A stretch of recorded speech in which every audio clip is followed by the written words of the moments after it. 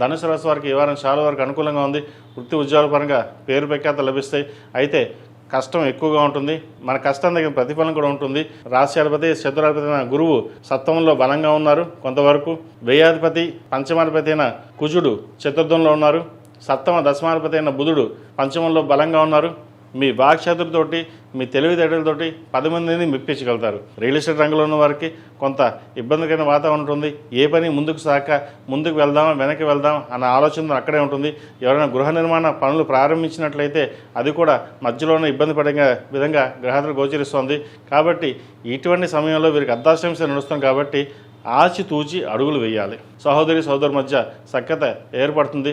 దైవ దర్శనాలు ఎక్కువగా చేసుకుంటారు. దశమాధిపతి సప్తమాధిపతి బుధుడు పంచమంలో ఉన్నారు రవితో కలిసి. అదేవిధంగా షష్టమంలో శుక్రుడు ఉన్నారు.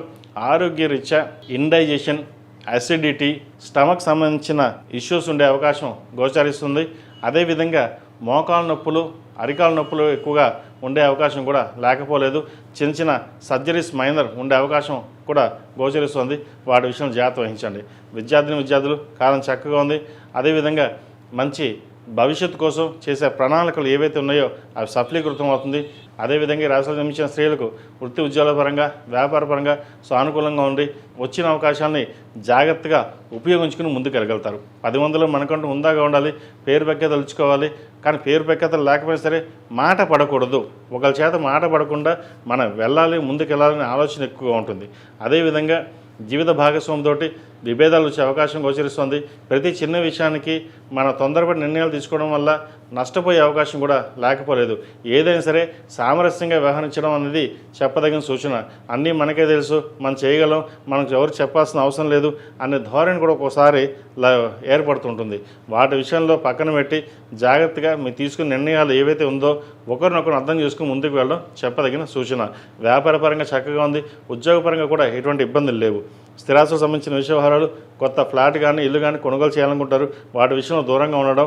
అదేవిధంగా భూ సంబంధించిన విషయాలలో ప్రస్తుతానికి దూరంగా ఉండడం చెప్పదగినది. ఒకవేళ ఆభరణాలు కొనదలుచుకుంటే బంగారం మీద ఆభరణాలు కొనుక్కోండి, మంచి ఫలితాలు సంప్రాప్తిస్తాయి. ఈ రాశి వారికి అర్ధాష్టమి నడుస్తుంది.